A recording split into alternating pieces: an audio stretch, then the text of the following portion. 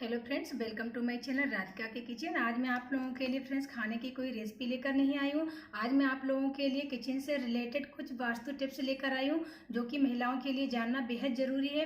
जैसा कि आप सभी जानते हैं कि किचन में मां अन्नपूर्णा का वास होता है।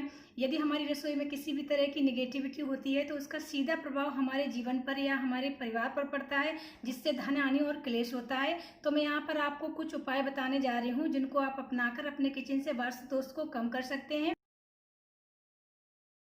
तो सबसे पहले बात करते हैं हम चकला बेलन की। चकला बेलन रोटी बनाने के लिए हर किचन में होता है, लेकिन महिलाएं इसके बारे में नहीं जानती हैं, इसके वास्तु दोष को नहीं जानती हैं।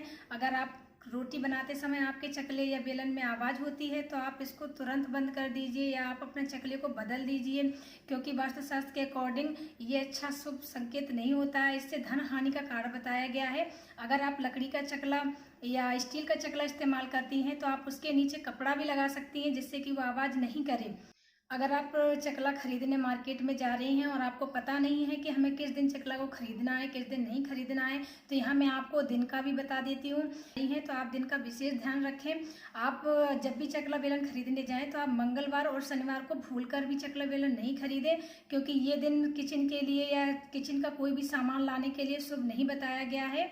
अब हम यहाँ पर बात करते हैं इसको किचन में किस तरह से रखें। जैसा कि अधिकतर महिलाएं चकला बेलन को आटे की परात में ही रख देती हैं या आटे वाले बर्तन में रख देती हैं, पर ऐसा बिल्कुल नहीं करना चाहिए। चकला को हमेशा खड़ा करके रखना चाहिए और बेलन को लिटा कर रखना चाहिए और इनको धोकर साफ करके ही अपनी किचन में रखें। इसका सीधा प्रभाव हमारे स्वास्थ्य पर पड़ता है, तो आप इसका बेहद ख्याल रखें कि इसको इस तरह से रखना है। तो अब हम बात करते हैं तवा और कढ़ाई की। तवा हमारे किचन की सबसे ज़रूरी चीज़ है। अगर तवा नहीं होगा तो हम रोटी कैसे बनाएंगे। तो आज मैं आपको बताती हूँ कि वास्तु के अनुसार तवा का कितना महत्व है। तवा और कढ़ाई को कभी भी आप उल्टा नहीं रखना चाहिए।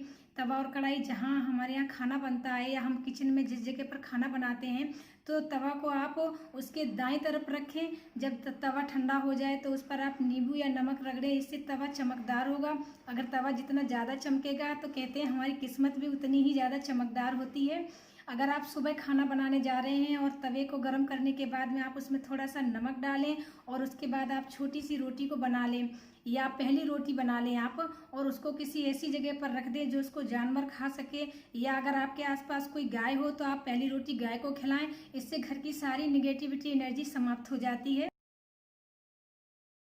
अब बात करते हैं हम किचन में डस्टबिन की। अगर आप किचन में डस्टबिन को रखते हैं तो आप उसको उत्तर पश्चिम दिशा में रखें, लेकिन औरतें क्या करती हैं कि किचन में बचा खुचा खाना जो भी बच जाता है उसको डस्टबिन में डाल देती हैं। तो प्लीज़ आप भूलकर भी ऐसा ना करें। आपका भी जो भी किचन में खाना बचा हुआ हो, बेकार है, वेस्ट जा रहा है, तो आप उसको जानवरों को खिला सकते हैं, मगर आप उसको डस्टबिन में बिल्कुल ना डालें। अब बात करते हैं हम झाड़ू की। तो झाड़ू से रिलेटेड बात करें तो झाड़ू को कभी भी आप खड़ा करके नहीं रखें। आप झाड़ू को हमेशा छिपा कर रखें, जिससे कि बाहर वाले आने वाले किसी भी इंसान की आपकी झाड़ू पर नज़र नहीं पड़े। तो झाड़ू को आप हमेशा छिपा कर रखना चाहिए, उसको खुले में नहीं रखना चाहिए। अगर आप झाड़ू को फेंकना चाह रही हैं, आपकी झाड़ू पुरानी हो गई है या टूट गई है, आप उसको फेंकना चाह रही हैं, तो आप उसको कभी भी बंदी झाड़ू को नहीं फेंकें। आप उसको हमेशा खोल कर फेंकें, तभी आप उसको डस्टबिन में डालें, पर आप उसको बंदी भी कभी नहीं फेंकना चाहिए। और कभी भी आप अपनी झाड़ू को बेडरूम में नहीं रखें। झाड़ू में आप कभी भी पैर नहीं लगाएं। जैसे कभी के बार हम झाड़ू को रख देते हैं, गलती से हमारा पैर उसमें लग जाता है, तो आप झाड़ू को ऐसी जगह पर रखें जिससे कि झाड़ू हमारे दिखाई भी नहीं दे और उसमें आप पैर नहीं लगाएं, क्योंकि झाड़ू को लक्ष्मी का प्रतीक माना गया है।